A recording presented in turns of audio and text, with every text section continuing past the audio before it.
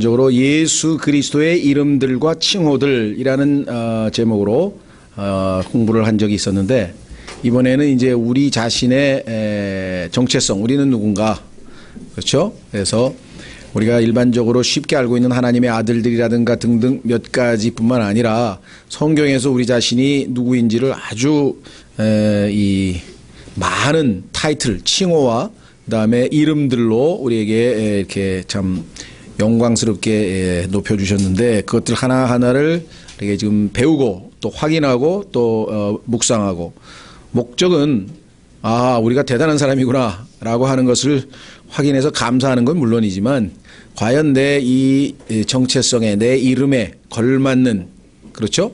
이름에 걸맞는 삶을 내가 살고 있는 것인지 한번 돌이켜보자, 또 확인해보자, 그런 취지입니다. 여러분들 아마 그 사람의 이름이라고 하는 것은 그 사람의 전 인격을 다 포함하고 있는 것이죠. 그래서 그 이름 하나만을 딱 대도 당신 누구요? 그럼 누구입니다. 그럼 벌써 그것이 그 사람의 거의 모든 것을 다 말해주는 셈이잖아요. 그렇죠? 그리고 우리가 정말 표현 중에 그런 표현이 있어요. 이름값을 한다. 이름값을 한다. 그런 표현이 있는데, 과연 우리는 이름값을 하고 사는 사람들인가? 그렇죠? 오늘 보니까 하나님의 아들들, 이게 보통 칭호입니까, 이게? 이 세상에 있는 최고의 호칭이 뭔지 모르겠어요. 뭐 유엔 사무총장인가요? 아니면 뭐 미국 대통령인가요? 아니면 교황인가요? 뭐 뭔지 모르겠습니다만은, 이 세상에서 우리에게 하나님께서 주신 이름 가운데 하나는 하나님의 아들들이라, 온 우주 만물을 창조하신 분의 생명을 소유하고, 그냥 아들이라고 붙여준 게 아니라 생명을 주셔서 합법적으로 정당하게 우리를 하나님의 아들들이라 이렇게 부르셨네요. 그래서 오늘 우리가 42번까지, 그래서 이번 주로 우리 자신에 대해서 우리가 배우고요. 그 다음에 우리는 이제 내년도 1월 첫째 주부터 다시 예수 그리스도의 이름들에 대해서 다시 한번 또 공부를 하려고 합니다. 한 7, 8년, 10년 가까이 된 것 같은데, 예수 그리스도의 칭호와 이름들이 성경에 약 100여 개가 넘는데, 우리가 다시 한번 예수님에 대해서 나는 얼마나 알고 있는 것인가, 이렇게 한번 좀 확인하는 또 시간들을 매달 첫째 주에 예수님을 기억하는 주의 만찬 예배 때 한번 공부를 다시 복습하려고 합니다.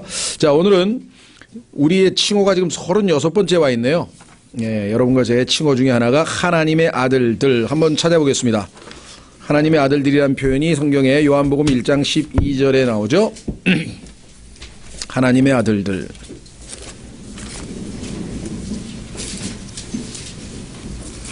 요한복음 1장 12절에 그 유명한 하나님의 아들들 그랬더니, 자매님들은 딸들은 없어요. 근데 구약에는 있는데 하나님의 딸들, 왜 딸들이 없을까요? 셋째 하늘에 가면은, 우리가 구원받고 셋째 하늘에 가면은 남녀 구분이 없어집니다. 그래서 다 우리가 하나님의 아들들이 되는 거예요. 시집가고 장가갈 필요가 없죠.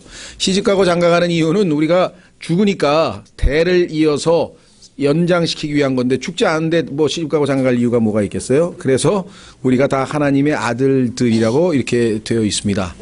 그래서 우리가 하나님의 아들들이요 딸이요 이렇게 하는데, 그거는 틀린 말은 아니지만 엄격하게 교리적으로 보자면 성경에는 하나님의 딸들이라는 표현은 없다는 것 기억하시면 좋겠고요. 반면에 또 우리 남자 형제들도, 남자들도 성경에 따르면 예수 그리스도의 신부이잖아요. 그렇죠? 여성의 입장에서 또 우리가 예수 그리스도를 섬기는 자이기 때문에 아쉬울 게 하나도 없습니다. 그렇죠? 자, 요한복음 1장 12절에 그 유명한 말이 있는데, 그 왜 이렇게 유명하냐? 마귀의 아들들입니다. 마귀의 자식. 자, 한번 그거부터 먼저 찾아보죠. 요한복음 8장. 요한복음 1장을 접어놓고 요한복음 8장으로 가시면 거기에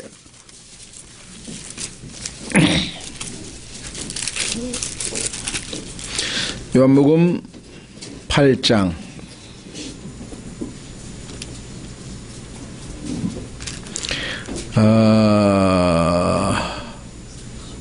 44절. 너희는 너희 아비 마귀에게서 났으므로 너희 아비의 욕망들을 행하려 하느니라 하면서, 지금 죄인들에 대해서 타이틀 중에 하나가 마귀에게서 났다, 마귀가 우리 아버지다, 이렇게 나와 있죠. 마귀의 아버지, 마귀가 우리 아버지. 근데 이거 뭐 여기서 길게 하려고 하는 건 아니에요. 그냥 그러던 자였는데 우리가 예수 그리스도를 믿고 어떻게 신분이 바뀌었는지만 확인하려고 합니다. 엄청난 그야말로 아주 뭐 변화죠. 자, 확인해 보겠습니다. 1장 12절. 요한복음 1장 12절. 그분을 받아들이는 자들, 곧 그분의 이름을 믿는 자들에게는 다 하나님의 아들이 되는 권능을 그들에게 주셨으니 이들은 혈통으로나 육신의 뜻으로나 사람의 뜻으로 나지 아니하고 오직 하나님에게서 태어난 자들이니라. 믿는 순간 우리가 성령의 능력으로 예수 그리스도께서 마치 마리아의 뱃속에서 성령으로 잉태되신 것 같은 신비한 방식으로 우리가 하나님의 아들이 됩니다. 그래서 여러분과 제가 하나님의 아들들입니다. 확인해 보겠습니다. 요한 1서로 갑니다. 요한 1서.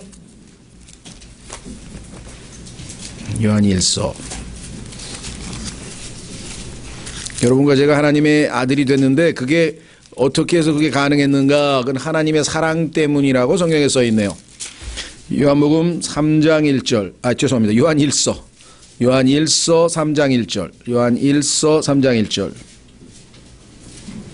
보라, 아버지께서 어떠한 사랑을 우리에게 베푸사 우리가 하나님의 아들들이라 불리게 하셨는가?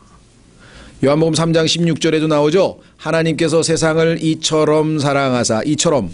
여기는 뭐라고 표현했습니까? 어떠한, 이처럼, 어떠한, 이것을 우리가 알면 예수 그리스도를 믿지 않을 수가 없는 것이겠죠. 자, 그래서 우리는 이 하나님의 사랑으로 하나님의 아들들이 되었습니다. 그리고, 자, 문제는 성경에 하나님의 아들들이란 말이 제일 처음에 등장하는 곳은 창세기 6장인데, 이 하나님의 아들들과 신약의 하나님의 아들들은 다릅니다. 이거를 이제 모르니까 성경이 복잡해지는 거예요. 자, 창세기 6장에 가면은 성경에서 하나님의 아들이라는 표현이 처음 나와요. 성경에서 여러분이 주목해야 될 것은 뭐냐면요. 첫 번째로 등장할 때, 예를 들면은 사랑이라는 단어가 성경에서 어디에서 제일 먼저 나올까? 이렇게 보니까 하나님께서 아브라함에게 네가 내 사랑하는 자식을 아끼지 아니하고 나에게 바쳤다 하면서 아버지가 아들을 사랑할 때의 사랑이에요. 그러니까 이 세상에서는 사랑이 아버지가 아들 사랑하는 거는 뭐 별로 쳐주지도 않죠. 그렇죠. 이 세상에서 제일 중요한 건 뭐예요? 남녀 간의 사랑이고, 그 다음에 조금 더 가면 모성애, 엄마가 사랑하는 모성애, 그 다음에 뭐 조국을 사랑하는 뭐 등등 뭐가 됐든 간에 아버지가 아들을 사랑하는 게 사랑의 본질이요 뿌리인데, 그거는 싸걸로 가고 이 세상 사람들은 아버지가 아들 사랑하는 그걸 그렇게 별로 이렇게 뭐 부각시키질 않는다 이거죠. 무슨 말이가 되셨죠? 그러니까 성경에서 말할 때 사랑이라는 개념은 성경으로부터 뿌리가 나와야 돼요. 그 성경에서는 아버지가 아들을 사랑하는 것이 사랑의 가장 근본적이고 중요한 사랑이다. 그게 왜 그러는가? 왜 그럴까요? 창세기 1장 1절 이전에 아버지가 아들을 사랑하셨거든요. 온 우주 만물이 창조도 되기 전에 아버지가 아들을 사랑하셨다고 요한복음에 써 있다 이 말이에요. 17장에. 그러니까 아버지가 아들 사랑하는 것이 사랑의 본질이 될 수밖에 없는 것은 너무나 분명하잖아요. 온 우주가 창조가 되기도 전에 그랬다는 것이죠. 그래서 그러한 성경의 첫 번째 언급된 것을 주목하며 성경 전체를 해석하는 틀이 돼요. 아, 성경에서 사랑이라고 하는 개념은 이것이 기본이구나. 이렇게. 그러면 첫 번째 언급의 법칙이라는 게 첫 번째 언급된 걸 우리가 주목해야 되는데, 자, 하나님의 아들들은 보세요. 창세기 6장 1절. 사람들이 지면에서 번성하기 시작하고 그들에게 딸들이 태어나매 하나님의 아들들이 사람들의 딸들과 또 그들이 아름다운 것을 보고 자기들이 택한 모든 자를 아내로 삼으니라. 주께서 이르시되 내 영이 항상 사람과 다투지는 아니하리니 이는 그도 육체이기 때문이라. 그럼에도 그의 날들은 120년이 되리라 하시니라. 자, 이 구절을 보면 하나님의 아들이 나왔어요. 그러니까 사람들이 성경에서 딱 떠오르는 게 하나님의 아들들 누구? 거듭난 하나님의 아들들 우리. 그러면 여기서 하나님의 아들들이 누굴까? 가만 있어봐. 셋의 아들들이구나. 이렇게 생각을 하는 거예요. 그리고 사람의 딸들은 가인의 딸들이구나. 그래가지고 하나님을 믿는 자들이 안 믿는 사람하고 결혼해가지고 문제가 생겼구나. 그러니까 오늘날도 우리는 믿는 사람하고 결혼해야 됩니다. 이렇게 되는 거예요. 근데 그 교훈은 잘못된 게 없어. 우리가 믿지 않는 자와 멍에를 매지 아니하기 때문에 그리스도인이 믿는 사람들과 결혼해야 되는 거는 맞는데, 과연 여기 창세기 6장 2절에 얘기하는 하나님의 아들들이 우리처럼 거듭난 성경에서 말씀하시는 그런 의미에서의 하나님의 아들들이냐? 그건 또 아니라는 거예요. 여기서 이제 문제가 생겨요. 근데 우리가 생각할 때는 너무나 상식적으로 쉬운 것 같은데 일반적으로 교계에 있는 분들은 전혀 이것들을 몰라요. 성경에 대해서. 자, 쉽게 한번 확인해 보겠습니다. 하나님께서 하나님의 아들들이란 단어를 쓰신 것을 찾아보면 되잖아요. 왜? 성경을 공부하는 방법론은 고린도전서 2장 13절에 영적인 것은 영적인 것으로 비교하면 된다. 그런데 영적인 것은 내가 너에게 이른 말들이 영이요 생명이다. 그러면 성경을 성경으로 비교하면 성경의 뜻이 자명하게 드러난다. 이렇게 된다 이 말이죠. 자, 그러면 두 번째로 하나님의 아들들 한번 또 찾아보겠습니다. 욥기 1장. 욥기 1장.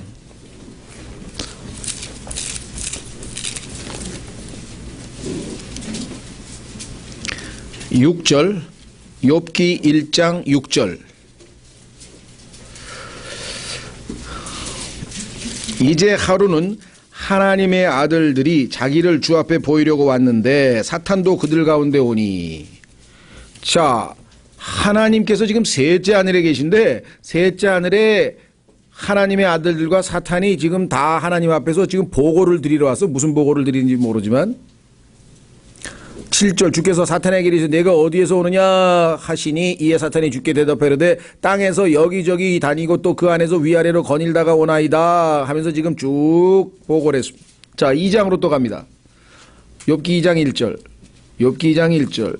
또 하루는 하나님의 아들들이 자기를 주 앞에서 보이려고 왔는데 사탄도 그들 가운데 와서 주 앞에 자기를 보이니라. 또다시 두 번째 보고를 하고 있네요. 자, 이번에는 욥기 38장. 욥기 38장.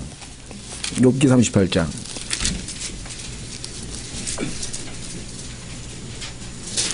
하나님께서 욥에게 이제 직접 네가 그렇게 의롭다면 나하고 한번 1대1로 내가 질문을 할 테니까 답을 해봐라 하면서 하나님께서 욥에게 184개를 질문하셨는데 184개. 자, 그 중에 첫 번째 4절.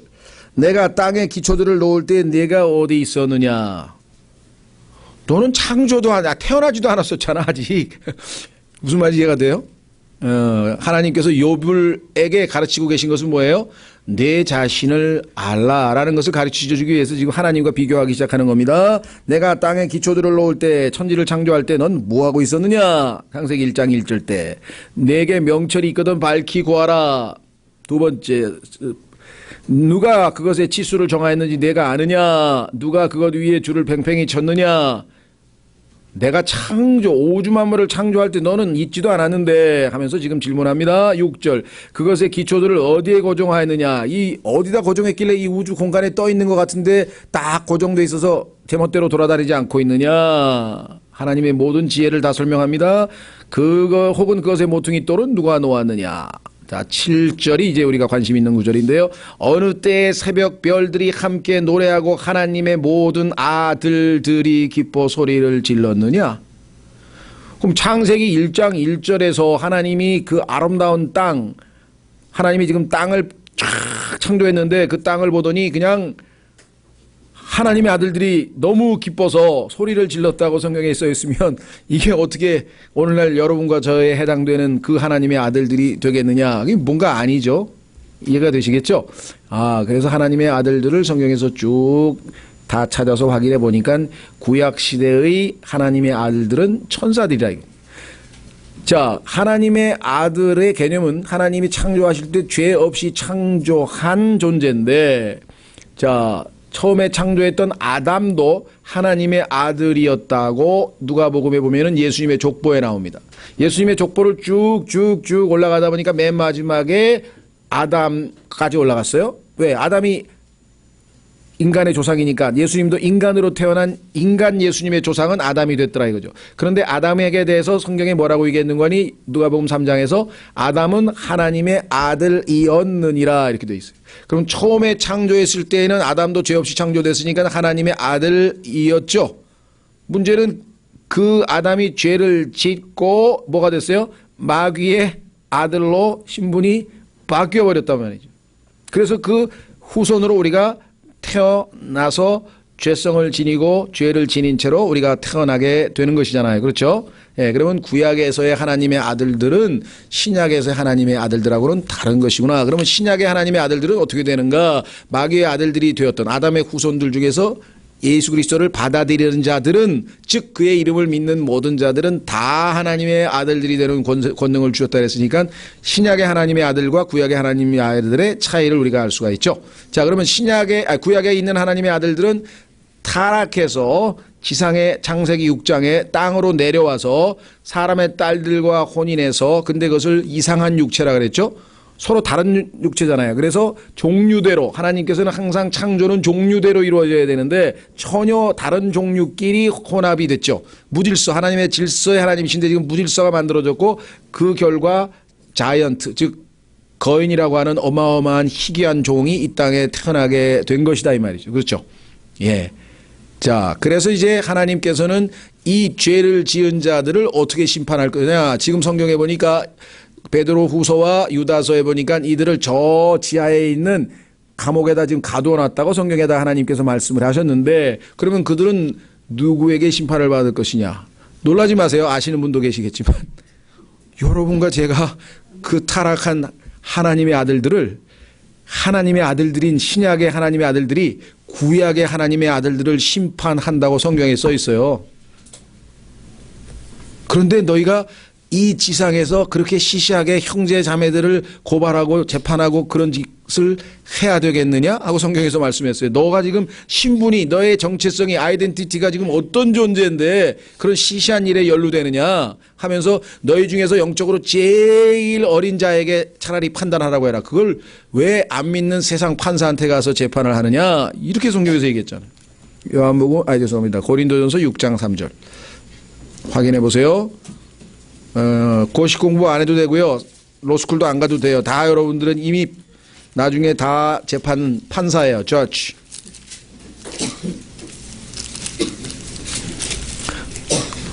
고린도전서 6장. 고린도전서에서요, 특히 여기서 지금 이제 이 고소하는 것 중에 이 문맥으로 보면은 다른 고소가 아니라 특히 이제 이혼 소송인데요. 이 교회 안에서 이제 막 남녀간에 하다가 이제 이혼 소송을 한 거예요. 그러니까 왜 안 믿는 사람 앞에 가서 남자가 잘못했는지 여자가 잘못했는지 교회 성도들이 보면 금방 알 거 아니냐. 그러면 거기서 하나님의 말씀에 굴복해서 회개하고 돌이켜서 다시 하나가 돼서 열심히 다시 하면 되는데, 그 소송을 안 믿는 안 믿는 재판관에게 가서 해야 되겠느냐. 물론 여기에는 딱 그 소송은 아니지만 이 문맥으로 봤을 때에는 그와 같이 우리가 볼 수 있겠죠.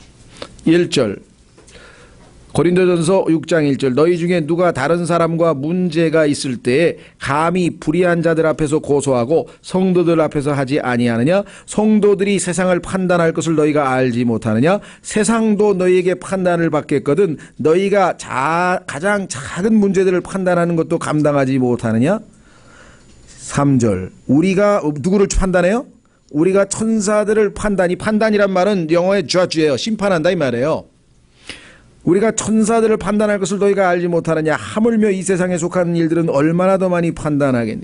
창세기 6장에서 하나님의 아들들이 죄를 지어서 그들을 심판하기 위해서 감옥에 가두어 놓고 그들을 심판할 심판자로 하나님께서 우리 신약의 하나님의 아들들을 임명해 놨는데, 너희는 그렇게 시시한 일들 때문에, 그것도 마귀들의 자식들 앞에 가서 하나님의 아들끼리 고소해서 재판을 받느냐? 얼마나 이게 심각한 문제예요. 그렇죠? 영적으로 보자면. 자, 그래서 우리는 하나님의 아들들. 그런데 이 하나님의 아들들의 특징은 하나님의 인도하심을 받는다라고 로마서 8장 14절에 써 있어요. 문제는 하나님의 아들들 중에서도요, 다 효자가 아니고 불효자도 많아요. 불효자가 더 많아요. 인도하시는데 인도를 안 따라가. 그렇죠? 예, 자꾸 옆으로 빗나가는 그런 것도 자주 등장합니다. 그래서 그렇게 빗나가고 실족하고 타락할 때에는 주변에 있는 형제자매들이 권면해서 다시 또 옳은 방향으로 같이 가도록 해야 되겠죠. 자, 두 번째 청지기. 청지기라고 하는 것은 이제 주인이 맡긴 모든 재원을 돈이 됐든 뭐 재물이 됐든 뭐가 됐든 다 골고루 집안 사람들에게 잘 분배해서 누구도 굶지 않고 누구도 고통당하지 않고 잘 살 수 있도록 분배하는 책임을 맡은 사람을 우리가 청지기라 그러죠. 자, 고린도전서 4장 1절. 고린도전서 4장 1절에 보니까 하나님께서 맡기신 그 청지기들이 있습니다. 그 중에서 1차적으로 성경에서 좁은 의미로는 말씀의 사역자를 일단 청지기로 봤어요. 자, 고린도전서 4장 1절. 고린도전서 4장 1절. 사람이 마땅히 우리를 그리스도의 사역자요 그리스도의 신비들을 맡은 청지기로 여길지어다. 또한 청지기들에게 요구되는 것은 신실한 사람으로 드러나는 것이라. 주인이 맡긴 일을 잘 배분해서 아무도 자기의 자의적으로 누구에게는 많이 주고 누구에게는 적게 주고 뭐 편애하고 뭐 이러는 바람에 문제가 생겨서는 안 되겠죠. 그래서 신실한 사람, 하나님께서 시킨 그대로 충실하게 임무를 수행할 때 그것을 우리가 청지기 직분을 감당했다. 이렇게 이야기를 하죠. 자, 디모데전서 1장 7절에도 또 나옵니다. 디모데전서 1장 7절에도 청지기에 대한 언급이 나오죠.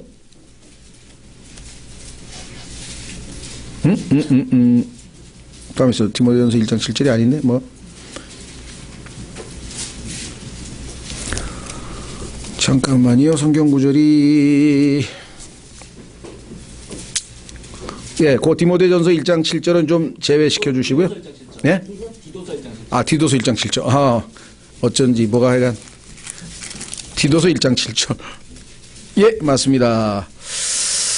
감독은 하나님의 청지기로서 그랬어요. 그러니까 지금 일단 고린도전서와 디도서를 보면은 이 청지기는 하나님의 말씀을 담당한 어떤 그 직분이 있는 사람을 언급하는 것으로 생각하기 쉬워요. 그래서 일반의 보통 형제자매님들은 내가 무슨 하나님의 청지기냐 이렇게 생각하지만 아닙니다.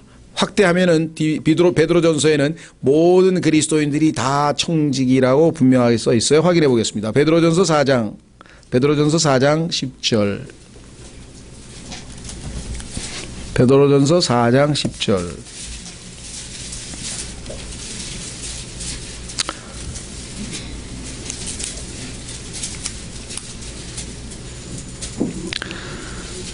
예, 더더군다나 이것이 마지막 때와 좀 연관이 되어 있는데요. 일단은 우선 10절만 보겠습니다. 각 사람이 그렇게 얘기했죠. 자, 각 사람이 선물을 받은 대로, 이 선물은 우리 일반적으로는 은사라 그랬죠. 은사. 하나님께서 각자에게 주신 은사가 선물이 다양하죠. 고린도전서, 로마서에 보면은 어떤 사람은 믿음, 어떤 사람은 지식, 어떤 사람은 봉사 뭐 등등 해서 그 은사의 종류가 쭉 열거되어 있습니다. 그 받은 대로 하나님의 여러 가지 은혜를 맡은 선한 청지기로서 서로 그 선물을 써서 섬기라. 하나님께서는 우리에게 서로를 그리스도인으로서 지체들을 섬기게 하기 위해서 다 다양한 종류의 선물들을 주셨다. 이렇게 얘기를 했습니다. 그것은 성경에 따르면 몸을 세우기 위함이라. 몸을 서로가 서로를 섬겨서 교회 영적으로 우리가 든든하게 주님의 보이지 않은 영적 거처로 세워져 가기 위함이라 이렇게 써 있습니다. 그렇죠? 그러니까 하나님께서 자기의 주신 그 선물, 그 은사가 무엇인지 잘 파악을 해서 내가 이것으로 다른 지체들을 어떻게 바르게 섬기는 것이 올바른지. 그래서 여기 지금 각 사람 각자 누구든지 다 하나님이 주신 선물이 있습니다. 성경에 보면 성령께서 자기 뜻대로 다 나누어 주셨다고 했기 때문에 자기에게 주시지 않은 선물을 뭐 억지로 막 저기 할 수는 없죠. 하나님이 자기에게 주신 그것으로 섬겨야 되겠죠. 예? 자, 그래서 우리는 하나님의 아들들 두 번째 청지기, 자 영어로 이제 S의 마지막 strangers란 말 썼는데 이게 strange란 말이 이상하다는 뜻인데 왜 갑자기 나그네로 번역이 됐는가 한번 조금 설명을 해야 되겠습니다. 자, 성경에 따르면 일단 우선 창세기 4장으로 가보겠습니다. 창세기 4장에 따르면 여러분들이 아시는 소설가 황순원의 카인의 후예라고 하는 유명한 소설이 있죠. 이 땅의 인간들은 죄인들은 다 카인의 후예다. 그래서 카인의 후예의 그 참 처절한 이 악한 모습들을 이제 리얼하게 그리는데, 자, 여기 보시면 창세기 4장에 이 가인이 뭐라고 지금 얘기를 하는가. 자, 한번 확인해 보겠습니다. 하나님께서 그의 헌물을 받지 아니하니까 이 가인이 상당한 이 반발을 했고, 거기에 대해서 하나님 앞에 아주 뭐랄까요. 불손이라 그러죠. 불손한 태도를 취하면서 막 하나님 앞에 불만이 가득한 모습을 했네요. 자, 그래서 여기 보시면 이렇게 이야기를 합니다. 9절. 창세기 4장 9절에 주께서 가인에게 이르시되 내 동생 아벨이 어디 있느냐 하시니 그가 이르되 내가 알지 못하나이다. 내가 내 동생을 지키는 자이니까. 그러니까 성경에서 가인이 거짓말의 아비라고 거짓말을 아주 정말 너무나 자연스럽게 해버렸죠. 그분께서 이르시되 내가 무엇을 하였느냐. 내 동생의 핏소리가 땅에서부터 내게 부르짖느니라. 억울한 죽음에 대해서 하나님께서는 핏소리를 다 들으신다 그랬습니다. 그렇다면 이 지구상에 있는 얼마나 많은 피가 지금 하나님 앞에 부르짖고 있겠습니까? 얼마나 억울하게 죽은 사람들이 많겠어요. 그걸 생각하면 정말 지구의 정말 그 운명이 너무나 처절하죠. 왜 그래요? 성경에 따르면요, 그 무고한 피를 흘린 그곳은 피를 흘려야만 속죄가 된다고 성경에 써 있어요. 그만큼. 그게 하나님의 성경의 원칙이라고 성경에 써 있죠. 자, 11절. 땅이 자기 입을 벌려 내 손에서 내 동생의 피를 받았은즉 이제 내가 땅에게 저주를 받았나니 내가 땅을 갈아도 이후로는 땅이 자기 효력을 내게 내지 아니할 것이요 내가 땅에서 누가 된다고요?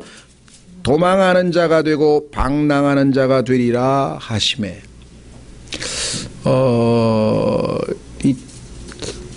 개인적으로는 이게 도망하는 자, 방랑하는 자 왜 이렇게 풀어서 동사식으로 풀었었는지는 잘 모르겠어요. 그냥 도망자, 방랑자 하면은 되는데 이게 다 명사거든요.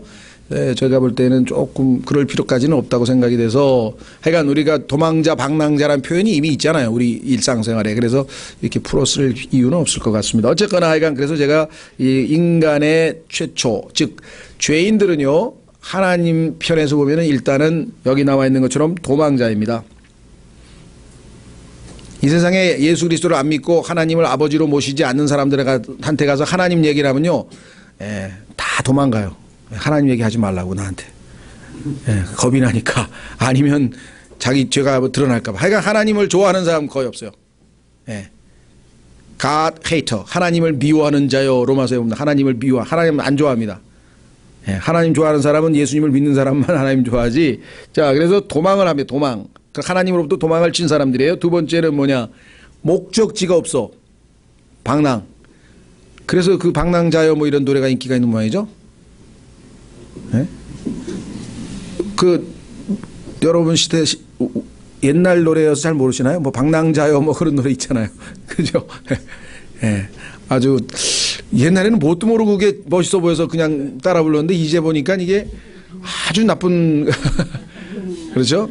그 요즘도 보면 아무것도 모르는 사람들이 그냥 막 김삿갓처럼 덮어 입고 아니면 막 이상하게 막 차려 입고 막 신발도 이상한 것이 있고 막 이렇게 다니면 아주 그 방랑자 뭐 방랑 시인 그럼 괜히 멋있어 보이는 것 같아.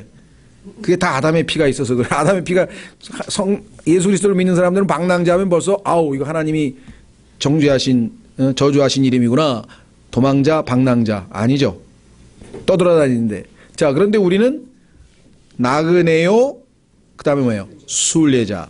나그네요. 순례자. 자, 과거에 우리의 신분은 도망자와 방랑자였는데 지금은 나그네요. 순례자가 됐다. 자, 이 나그네라고 하는 말은 stranger란 말을 썼는데요. 자, 성경 한번 확인해 보겠습니다.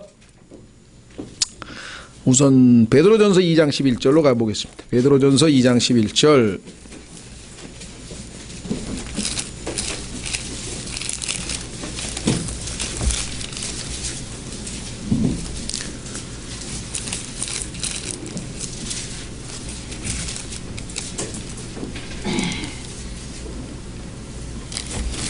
베드로전서 2장 11절에 보시면은요. 나그네와 순례자라는 표현이 나오죠. 극진히 사랑하는 자들아 나그네와 순례자인 너희에게 간청하노니 혼을 대적하여 싸우는 육체의 정욕들을 삼가라. 이방인들 가운데서 너희 행실을 정직하게 하라 하면서 이방인들은 도망자와 방랑자의 라이프 스타일로 살면 안 된다. 너희는 나그네와 순례자의 삶의 방식 즉 라이프 스타일로 살아야 된다. 이렇게 지금 얘기를 하는 것을 우리가 보게 됩니다. 그래서 히브리서 11장에도 믿음으로 살았던 사람들이 다 나는 나그네와 순례자입니다 라고 신앙 고백을 했다라고 성경에 써 있습니다. 자, 스트레인저라고 하는 말은 그런데 조심하셔야 돼요. 우리의 신분이 스트레인저라고 했을 때는 좋은 뜻으로 쓰인 거예요. 그렇죠? 이 세상 사람들이 볼 때 우리는 좀 이상한 사람들이야. 그렇죠? 자기들이 믿지 않는 하나님도 믿고 있고 자기들이 읽지도 않는 성경도 읽고 있고 자기들이 하지 않는 교회도 가고 있고 하여간 뭔가 보니 이상한 사람들이야. 아무리 봐도. 이해가 되시겠어요? 그래서 이 사람들은 지구에 속한 사람이 아닌가? 우리는 화성에 온 사람은 아닙니다. 화성에서 온 남자 뭐 그건 아니고 우리는 셋째 하늘에서 온 그러니까 우리의 행실이 그렇죠? 뭔가 다르다는 것을 느끼면 우리는 이상하게 느껴지는 거예요. 그래서 성경에 보니까 우리의 conversation, 우리의 행실이 하늘에 속해 있다 이렇게 했어요. 소속이 다르기 때문에 뭔가 좀 이상한 사람들 또 다른 뜻으로 얘기하면 외지인이란 뜻이에요. 지구에 사는 사람은 뭐가 외지에서 오신 분인가 봐요. 이렇게. 근데 이 용어가 우리는 지금 나그네라고 번역을 했는데 글쎄요. 잘 모르겠어요. 저도 뭐 번역을 제가 대안을 꼭 제시하자는 뜻은 아닌데 이 stranger라고 하는 말이 성경에 보면은 조심하세요. 긍정적으로 쓰일 때와 부정적으로 쓰일 때가 있어요. 그것은 뭐냐면 이스라엘 민족이 봤을 때 이스라엘 하나님의 백성인 그 이스라엘에 속하지 아니한 다른 민족을 우리가 스트레인저라 그래요. 스트레인저. 그래서 성경에 보면은 이 소위 말하면 하나님의 백성이 아닌 민족을 얘기할 때 또 구약에서 스트레인저 이 표현을 많이 써요. 그러니까 조심하셔야 돼요. 그러니까 신약에서는 우리가 이 세상에 속해 있지 아니하고 뭔가 다른 이상한 외지에서 그런 의미에서 봤을 때는 우리 신분을 나타낼 때는 긍정적으로 쓰인 거예요. 그러니까 성경에 똑같은 단어라 할 때도 때로는 문맥에 따라서 긍정적으로 때로는 부정적으로 쓰이는 거예요. 이걸 한 가지만 알면 성경을 완전히 잘못하면 반대해서 갈 수 있죠. 왜 한 가지로 일관성 있게 해버리면 곤란하죠. 그런 것 중에 하나가 단순한이라는 표현이 있다 그랬죠. simple. 분명히 성경에서는 심플한 자들이요 어리석은 자들이요 지혜롭게 하라 하면서 심플한 자들이 단순한 사람이 어리석은 자들이 지혜롭게 되게 하기 위한 목적으로 잠언을 기록했다고 성경 앞부분에 잠언 앞부분에 써 있다 이 말이죠. 그런데 나중에 가보니까 예수 그리스도 안에 단순함을 가지라 simplicity 명사형으로 써 있지만은요 그 simple이란 말이 좋은 뜻으로 또 쓰였어요. 그 얘기는 뭐냐면 예수님과 우리의 관계는 단순하게 신뢰의 관계가 돼야지 그거 막 계산해가지고 예수님 믿으면 내가 가면서 플러스 마이너스 가면서 이게 적자야 흑자야 막 이런 거 계산하고 앉아있으면은 신앙생활 하면서 과거에 보니까 어떤 사람이 그러더라고. 가만있어 봐. 11조 분명히 냈는데 왜 이게 돈이 사업이 안 되지? 이건 뭐 가면서 터네? 막 이거 계산하고 가면서 이 사람이 지금 뭘 하고 있나. 그런데 그런 식으로 하나님하고 무슨 계산하고 이런 게 아니죠. 예수 그리스도를 단순하게 순수한 마음으로 믿는다는 뜻에서의 심플은 좋은 거예요. 그래서 여기 스트레인저도 여기서는 지금 우리는 이 세상에 속하지 아니하는 외지에서 온 뭔가 다른 이상한 그런 의미에서는 좋은 뜻으로 쓰인 거예요. 그래서 이 세상에서 붙박이가 아니고 나그네다. 그런 의미에서는 좋은 뜻으로 쓰인 겁니다. 그렇죠? 예. 그래서 이 나그네 삶을 우리가 가장 잘 표현하는 것 중에 하나가 성경에서 얘기하는 이 겨자씨 비유예요. 그러니까 겨자씨라고 하는 것은 1년생 매년 새로 심어야 돼. 1년생 나물이야. 그런데 겨자씨를 심었는데 성경에서는 믿음이 겨자씨보다 작을지라도 하나님께서는 얼마든지 역사를 하실 수 있다고 해서 믿음을 나타내는 상징으로 겨자씨를 얘기했는데 겨자씨를 심었는데 겨자나물이 나와야 되잖아요. 심은 대로 거둬야 되니까. 그런데 중간에 돌연변이를 일으켜가지고 큰 야자수 나무가 돼버렸어. 그러니까 사람들은 이거를 긍정적으로 왜 이미 진화론적 사고방식에 다 이게 쇠뇌가 돼서 가만있어 봐. 그러면 이 조그만 겨자씨가 큰 나무가 된 거니까 어마어마하게 잘 된 거네. 그러면 기독교가 처음에 이 조그만 기독교 공동체로 시작했다가 지금 전 세계에서 제일 큰 종교가 됐으니까 와 대단하게 이게 95%의 교회사에서 해석하는 역사 해석입니다. 지금 시중에 나와 있는 교회사는 다 그렇게 돼 있어요. 다. 그런데 성경은 그게 아니고 성경적 원칙에서 보니까 겨자씨는 순수한 1년생 나물이면 심은 대로 그대로 나와야 돼. 겨자 나물이 나와야 되는데 중간에 변질이 돼서 큰 야자수 나무가 됐는데 그 나무에 새들이 쫙 와서 깃들더라. 그런데 그 새들은 마귀들이라고 예수님이 성경에서 해석했잖아요. 그러면 기독교가 변질돼서 세상 사람들도 마귀들도 와서 편히 쉴 수 있는 그런 아주 이상한 변질된 공동체가 되어버렸다. 지금 현재 20세기의 라오디게아 교회는 그렇게 되어버렸다는 것을, 그리고 그렇게 변질될 것을 주님은 지금 예언을 해놨는데 성경을 정반대로 진화론에 의해서 잘 되어가고 있다. 이렇게 조그만 게 이렇게 크게 되지 않았느냐라고 해석을 한다는 거죠. 무슨 말이 됐어요? 얼마나 반대로 해석하니. 뭐 이것뿐만 아니라 성경에 보면은 크게 부푼 빵 얘기도 그렇고 다 정반대로 해석하는. 자, 그래서 우리는 이 나그네로서의 삶은 1년생 나물인 겨자씨 같은 그러한 믿음의 삶이 나그네의 삶이다. 그래서 두 번째 순례자는요, 아시다시피 간단해요. 방랑자와 순례자는 일정한 거처가 없이 계속 여행을 합니다. 계속 갑니다. 차이는 뭡니까? 목적지가 있으면 순례자고요. 목적지가 없으면 방랑자예요. 방랑자는 그냥 발길 다른 데로 가는 거예요. 발길 다른 데로. 순례자는 목표가 뚜렷해요. 예수 그리스도께서 부르심의 높은 상을 가지고 지금 기다리고 계신 거기에 목적지를 향해서 계속해서 가는 것이 바로 순례자죠. 그 차이를 아시겠죠? 예. 자, 그 다음에 39번 선생, teacher. 이것도 우리는 가르치는 자 이렇게 너무 풀어서 썼는데요. 가르치는 자. 자, 성경에 보니까 그거 교회에서 은사 중에 하나가 교사 아닙니까? 그럼 목사와 교사로 세운 은사가 있으니까 그럼 다 교사가 아닐 텐데요. 이렇게 생각하시는 분이 있어요. 그렇죠?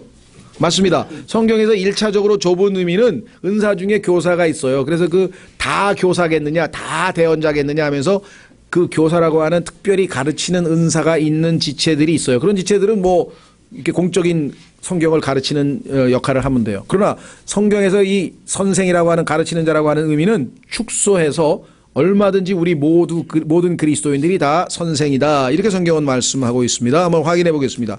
히브리서 5장 12절. 그러니까 성경에서 하나님께서 주신 은사로서의 선생이 있고요. 또 더 넓은 의미로 보이면 모든 그리스도인이 다 해당될 수 있는데 그것은 뭐냐면 성숙한 그리스도인, 그를 선생이라고 그래요. 선생. 어떻게 할 수 있는가? 히브리서 5장 12절에 써 있잖아요.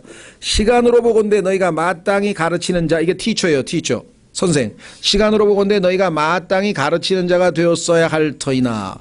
지금쯤이면 예수 믿은 지 얼마 되셨어요? 그러니까 10년 됐는데요. 그러면 지금쯤이면 충분히 가르치셔야 될 입장에 있는 것 같은데요. 뭐 10년이면 너무 짧은가요? 20년. 뭐 하여간 언제인지 모르지만은, 그런데 하나님의 말씀들의 첫째 기초들을 남에게 다시 가르침을 받아야, 가르쳐야 되는데 가르침을 받는 상황에 아직도 머물러 있다니 이건 뭐가 문제가 심각한 것 아닙니까? 그렇죠. 이것이 어제 오늘의 얘기가 아니라 이때, 즉 성경이 기록될 당시부터 오늘날까지도 동일한 상황이 놓여 있는 거예요. 우리의 영적 게으름과 나태함과 세상으로부터의 유혹과 뭐 이런 것들이 마귀의 지배한 공격과 이런 모든 것 때문에 우리가 영적으로 성장하지 않고 자꾸 시간도 낭비하고 막 또 죄 가운데 있다가 뭐 이런 것들이 지금 벌어지잖아요. 그래서 지금 이런 얘기를 했죠. 그래서 결국은 어떻게든 우리가 더 나아가야 된다. 그러면 영적으로 성숙한 사람들은 다 영적으로 자기보다 아직 어린 사람들에게 하나님의 말씀들을 가르치고 그리스도인의 생활, 삶의 모습을 가르치고, 따라서 그것을 성경에서는 가르치는 자, 선생 이렇게 얘기를 했죠. 자, 한 구절 더 찾습니다. 디도서 2장 3절. 디도서 2장 3절에 가면은 자매님들도 선생이다 이렇게 써 있어요. 어떤 분들은 우리 독립침례교회는 여자는 아무것도 하지 말래 그냥. 그래서 좀 자매님들에게 좀 부정적이라기보다는 교회에서는 가르치는 이라 이런 걸 전부 맞습니다. 공적으로 예를 들면 그 독립침례교회에서 뭐 여자 목사라든가 여자들이 성경에서 얘기하는 어떤 교회의 리더십을 형성하는 거는 그거는 역할이 아니기 때문에 성경에서 일단 머리를 일단 남자로 시켰기 때문에 그것은 맞는 얘기지만 분명히 자매님들이 자매님들을 가르쳐야 될 거 있잖아요. 그렇죠? 예, 여기 나오죠. 디도서 2장 3절. 디도서 2장 3절. 연로한 여자들도 나이가 드신 자매님들 여자분들은 그와 같이 하여 거룩함에 합당하게 처신하도록 하며 거짓으로 비난하지 말고 자기를 많은 술에 내주지 말며 그다음에 뭐라고 했습니까? 선한 것들을 가르치는 자가 되게 하라. 선한 것들의 선생님. 좋은 것들을 가르치라 이거죠. 그러니까 아직 경험이 일천한 젊은 자매들에게 여러 가지를 가르쳐 줄 수 있죠. 예, 자기 삶에서 얻은 교훈, 그리스도인으로서의 삶에서의 경험담, 뭐가 됐든지 간에 가르쳐 줘야 된다. 이렇게 성경은 분명하게 말씀을 했습니다.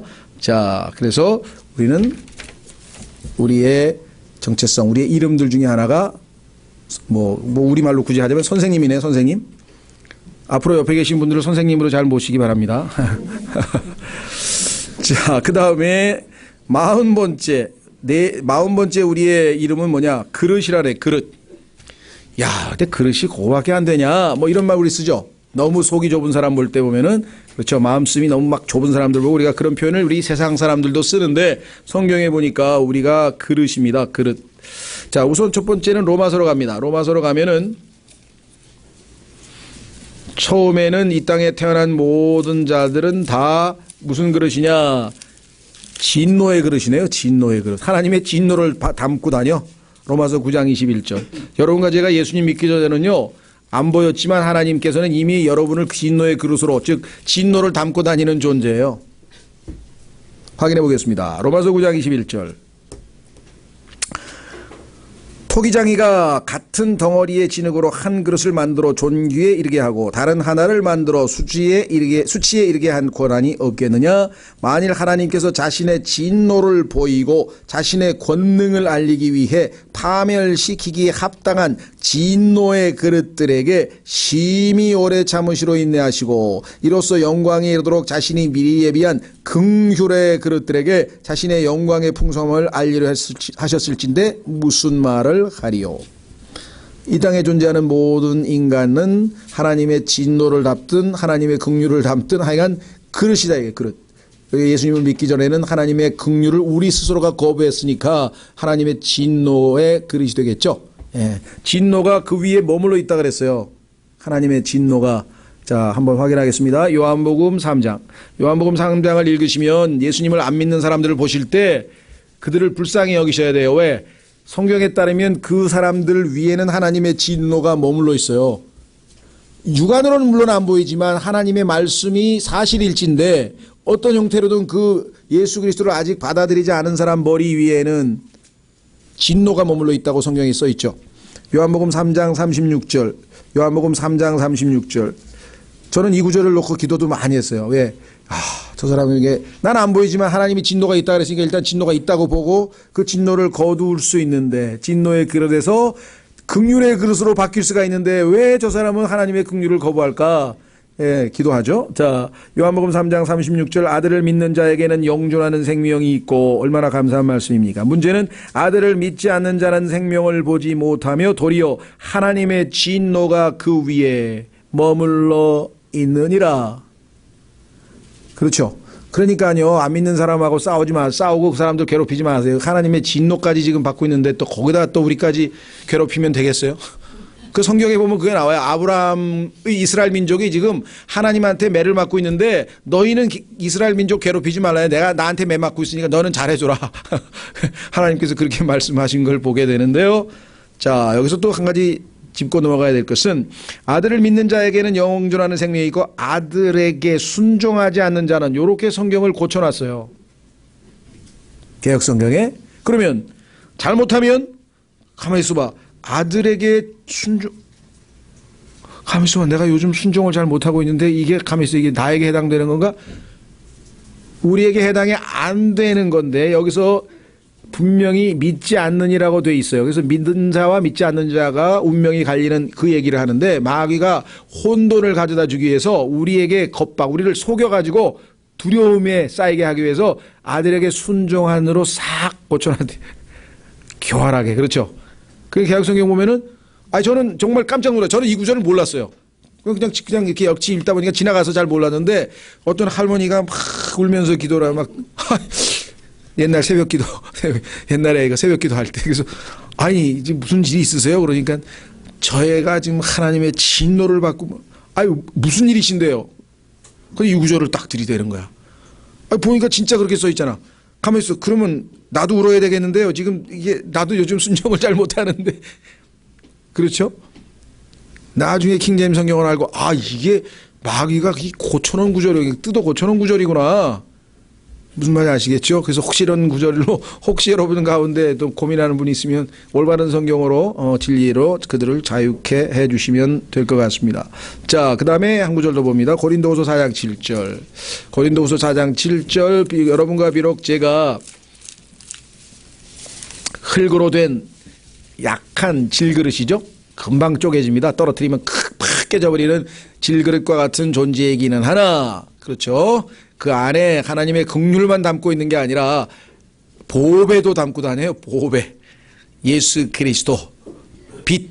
그렇죠? 우리 안에 빛 대신 예수 그리스도가 들어와 있죠. 자, 고린도전서 4장에 보시면 바로 그 얘기가 나와 있네요. 7절. 고린도전서라 하네 제가? 고린도후서. 잘못된. 고린도후서가 맞죠. 고린도후서 4장 7절. 거기에 보니까 뭐라고 되어 있느냐 이렇게 되어 있습니다. 그러나 우리가 이 보배가 6절에 있잖아요. 빛에게 명령하사 어둠 속에서 빛을 비추게 하신 하나님께서, 이게 창세기 1장 3절이죠. 창세기 1장 2절에 지금 마귀가 반역을 했고, 그 마귀의 반역을 하나님께서 심판하셔서 온 우주가 물로 다 뒤덮이고 어둠이 콱 완전한 흑암으로 되어 있는 가운데 하나님께서 빛이 있으라. 그래서 빛에게 명령하사 어둠 속에서 빛을 비추게 하신 하나님께서 창세기 1장, 그것이 죄인에게 빛을 비춘 것과 같은 비유를 하셨죠. 그렇다면 창세기 1장 2절이 잘못됐다는 것, 갭이 왜 영적으로도 적용되는지 이해가 되시겠죠. 자, 그래서 어떻게 됐어요? 빛을 비추사 예수 그리스도의 얼굴에 있는 하나님의 영광을 아는 빛을 주셨느니라. 그러나 우리가 이 보배를 질그릇 안에 가지고 있나니 이것은 뛰어난 권능이 하나님에게서 나며 우리에게서 나지 아니하게 하려 함이라. 우리는 그릇일 뿐이다. 담고 다니는, 빛을 담고 다니는. 그러니까 내 안에 계신 그분이 주인공이고 그릇은 주인공이 아니죠. 그래서 우리는 주님을 담고 다니는 그릇이다. 하나님께서 우리를 자신을 담는 그릇으로 삼으셨다. 그릇. 어떤 분들이 성경을 가르치다가 또 이렇게 얘기하시는 분들이 있더라고요. 우리는 예수 그리스도께서 정말 주님께 쓰임받는 주님의 도구입니다. 라고 이제 어떤 분이 얘기를 했어요. 그랬더니 우리는 도구가 아닙니다. 그릇입니다. 이렇게 가르쳤어요. 그 두고 보니까 성경에 그릇이라고 돼 있잖아요. 그러면서 설명을 또 그럴싸하게 붙였어요. 뭐라고 붙였냐면은 도구는 쓰고 그렇잖아요. 버릴 수도 있고 직접적인 연관이 안 되는데 그릇은 항상 담고 다니는 거잖아요. 그러니까 하나님의 그릇이지 우리는 도구가 아닙니다. 또 이렇게 얘기를 하더라고요. 그래서 일리가 있다. 성경에 보니까 도구란 말이 또 나와. 로마서 6장에. 그러니까 한 면만 보는 거예요. 우리는 하나님을 담고 다니는, 빛을 담고 다니는 그릇인 동시에 하나님께서 자신의 일을 하실 때는 우리를 도구로 사용하셔서 쓰신다 이거죠. 그러니까 인스트루먼트도 있더라고요. 그래서 또 한 개만 하시면 안 되고 그렇게 다양하게. 자, 그 다음에 41번째 증인. 그러면 계속 자꾸만 여호와의 이렇게 하면서 좀 기분이 안 좋으신 분이 있는데 그거는 마귀가 만든 아주 왜곡 현상입니다. 증인은 어마어마하게 중요하게 아주 우리에게 좋은 말이에요. 그렇죠? 보고 들은 것을 그대로 전하는 거예요. 그런데 누구냐? 예수님이 신실한 증인이라는 타이틀을 가지고 계시죠. 계시록 1장. 계시록 1장에 보면 우선 예수님부터 확인해보면 예수님이 가지고 계신 타이틀, 칭호 중에 하나가 신실한 증인입니다. 예수님은 하늘에서, 셋째 하늘에서 아버지와 함께 지낼 때에 보고 들은 것을 그대로 우리에게 다 증언해 주셨대요. 자, 그래서 계시록 1장 5절, 계시록 1장 5절 보면은요, 여기에 4절부터 삼위일체 하나님이 소개되어 있어요. 요한은 아시아에 있는 7교회에 편지하노니 지금도 계시고 전에도 계셨고 앞으로 오실 분과 하나님, 그분의 왕좌 앞에 계신 7영과 성령, 또 신실한 증인이시요 죽은 자들 중에서 처음 나신 분이시며 땅의 왕들의 통치자이신 예수 그리스도로부터, 그래서 삼위일체 하나님으로부터 은혜와 평강이 너에게 있기를 원하노라, 이렇게 되어 있잖아요. 여기에 보면은 예수님의 첫 번째 칭호가 신실한 증인이라고 되어 있죠. faithful witness라고 분명하게 되어 있습니다. 그렇죠. 자, 그래서 예수님께서는 우리를 이제 본인은 셋째 하늘로 가시고 남아있는 우리들에게 증인이 될 것을 명하셨죠. 그게 그 유명한 사도행전 1장 8절입니다. 확인합니다. 사도행전 1장 8절에 모든 그리스도인들은 다 증인이 되라고 주님이 명하셨습니다. 사도행전 1장 8절. 사도행전 1장 8절. 오직 성령님께서 너희에게 임하신 뒤에 너희가 권능을 받고 예루살렘과 온 유대와 사마리아에서 그리고 땅의 맨 끝 지역까지 이르러 나를 위한 증인이 되리라, 이렇게 되어 있죠. 자, 여기에 보시면은 참 이게 우리말의 한계라고 해야 되나요? 이게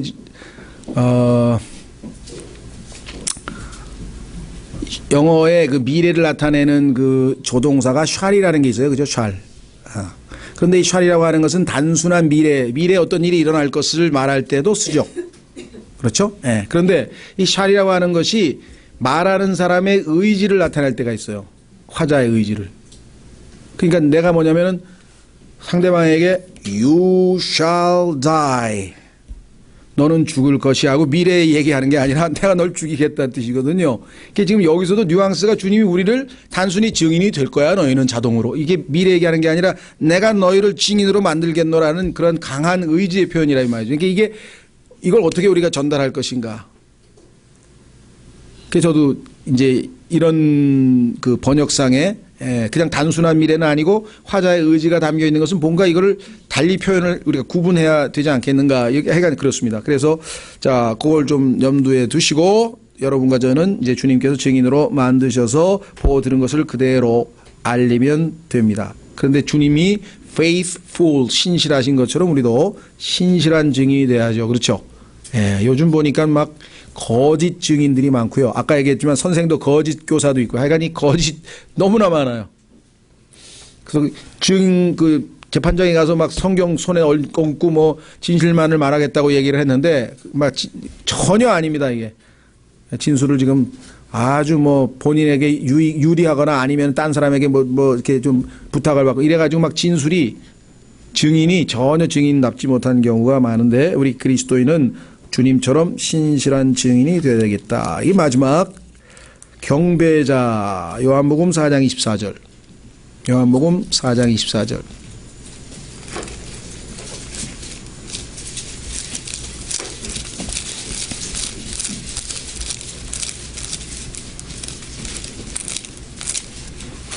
요한복음 4장 24절.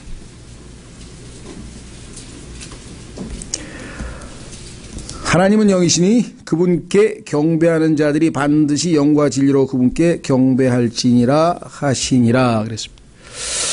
자, 이 경배라고 하는 것은 성경에서 가장 높은 수준의 이 소위 말하면 영적인 행위인데요. 하나님 앞에 나아가서 일단 그분 앞에 무릎 꿇고 그분을 우러러 보는 겁니다. 그분을 우러러 보고 그분을 높이는 거고 그분을 인정하는 거고 그런 거예요. 그러니까 그분 앞에 나아가서 뭐 좀 도와달라 그러고 뭐 부탁하고, 이거는 성경에서 얘기하는 경배하고는 달라요. 무슨 말인지 아시겠죠? 그러니까 사실은 이제 우리가 가능하면 이제 우리 이 주의 만찬 때 기도할 때는 뭐 해 주십시오라고 하는 간구 내용보다는 주님을 드높이는, 그죠? 주님을 드높이는 그런 내용으로 기도를 하는 것이 이제 좋겠죠. 성경에 따르면 이 경배와 찬양이 좀 구분돼야 됩니다. 자, 두 가지 조심하셔야 되는데 찬양하면은 우리는 찬양대 이렇게 해서 지금 찬양하면 벌써 노래로 자동으로 연결이 되는데 성경에서 말씀하시는 찬양이라는 단어는 노래와 직접적인 연관은 없어요. 이 praise라고 하는 단어 보면은 이제 뭐 서양에 있는 그리스도인들을 만나면 자주 입에 얘기하는 게 뭐 God bless you란 말도 자주 쓰고요. 뭐 습관처럼 쓰지만 사실은 굉장히 중요한 표현인데 그 다음에 praise the Lord 주를 찬양할지라 뭐 이런 식으로 해서 자주 인사말로도 많이 그리스도인들끼리는 쓰는데 이 praise라고 하는 것은 성경적 정의는 하나님께서 나에게 해 주신 것에 대한 감사의 고백입니다. 그러니까 나를 구원해 주셔서 감사합니다. 그러면 하나님께 지금 찬양 드린 거예요. 나에게 예를 들면 먹을 것을 주셔서 감사합니다. 그것도 하나님께 찬양한 거예요. 그렇죠. 그 이외에도 뭐 하나님께서 이렇게 아름다운 자연을 창조하셔서 참으로 제가 이렇게 하나님을 알게 하시니 감사합니다도 있겠고 하여간 뭐가 됐든지 간에 하나님께서 나에게 주신 것이 감사할 때 심지어는 찬양은 희생이 될 때도 있다 그랬죠. 감사하는 마음이 안 들었을 때도 내가 입술로 하나님께 감사할 때는 찬양의 희생을 하나님께 바치는 거라고 성경에 얘기를 했다. 그렇죠? 네. 그런데 그래서 우리가 노래 부르는 것은 찬송이라 그러죠. 찬송. 그렇죠? 예. 그래서 찬양대란 말이 제가 보기에는 그걸 안 쓰자 이걸 얘기하는 건 아니고 그 찬양이란 말이 성경에서 얘기하는 프레이즈라고 하는 개념하고는 직접적인 노래하고는 붙어 있는 건 아니고 하나님께서 나에게 뭔가 해 주신 것에 대한 감사를 입으로 고백할 때 이걸 찬양이라고 그러고 경배라고 할 때에는 하나님께서 나에게 해 주시고 안 해 주시고 하는 아무 상관이 없어요. What God does 아니고 What God is. 하나님은 어떠한 분이시냐. 하나님은 보니까 wonderful 놀라우신 분이십니다. 하나님은 사랑스러운 분이십니다. 하나님은 전능하신 분이십니다. 하나님은 전지하신 분이십니다. 하나님은 긍휼이 많으신 분이십니다. 하나님은 내가 지금까지 살아온 경험을 보니까 하나님은 정말 위대하신 분이십니다. 하나님에 대해서 자기가 높여드릴 수 있는 모든 것을 다 동원해서 하나님께 고백하는 거예요. 그죠? 전능하신, 우리 처음에 할 때가 경배예요. 기도할 때. 전능하신 하나님 아버지, 위대하신 하나님 아버지, 전능하신 하나님 아버지, 긍휼이 많으신 하나님 아버지, 선하신 하나님 아버지. 그렇죠? 뭐가 됐든지 간에 그 하나님 자체에 대해서 그분이 어떠하신 분인가를 알고 나에게 잘해주고 못해주고 이런 아무 상관없이 그분 자신을 드높이는 그거를 경배라고 하기 때문에 신앙이 깊어질수록 경배는 많아지겠죠. 그렇죠. 물론 찬양도 많아지겠지만 찬양과 경배는 특히 경배는 하나님에 대해서 아는 것이 별로 일천할 경우 얼마 안 될 경우에는 하나님에 대해서 몇 가지만 얘기하고 그다음에 못할 거 아니에요. 근데 더욱 깊이 알아가게 되면 하나님께 대해서 더 경배를 할 수가 있는 건데 하나님께서는 성경이 뭐라 했어요? 경배하는 자를 찾으신다 그래. 하나님께 나와서 간구하는 사람은 맞습니다. 뭐 해주세요, 부탁합니다, 청구합니다, 뭐 요청합니다. 우리가 거의 하나님께 뭘 해달라고 할 그런 기도를 많이 하죠. 예, 그거 잘못된 거 없어요. 성경에 하라 그랬으니까 간구. 그런데 하나님이 원하시는 것은 그 간구하기 전에 뭔가 하나님에 대해서도 좀 경배도 좀 하고 찬양도 좀 하고 그렇죠?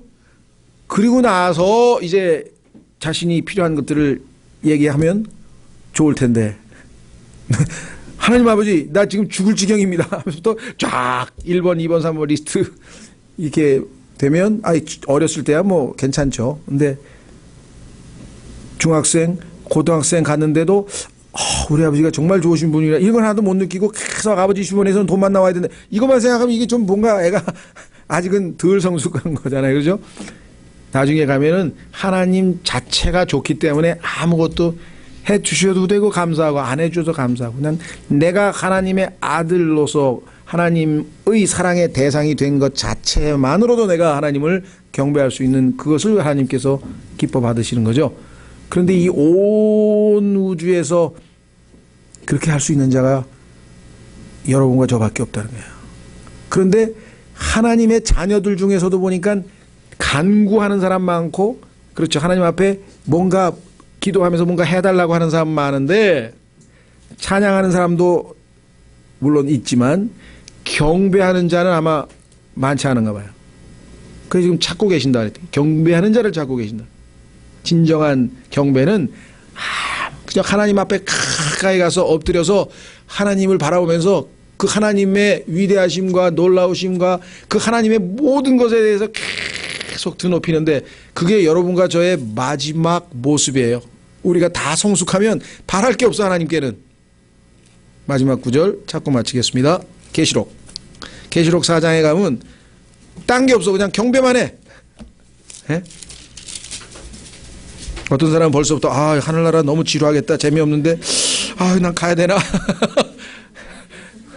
여러분들이 경배라는 게 얼마나 황홀한 건지를 잘 몰라서 예? 예, 그 황홀함을 잘 모르는 사람은 마약 같은 걸 하면 황홀하다 그러는데요. 자 보세요. 계시록 4장 예. 어디냐. 우선 8절부터 보겠습니다. 8절 내 짐승은 이 지상에 존재하는 모든 창조물입니다. 여러분과 저는 이 내 짐승이 아니고 거기에 함께 있는 장로 24장로인데요. 내 짐승이 저마다 자기 둘레에 6날개를 가졌고 그것들의 안쪽에는 눈들이 가득하더라. 그것들이 밤낮 쉬지 않고 이르기를.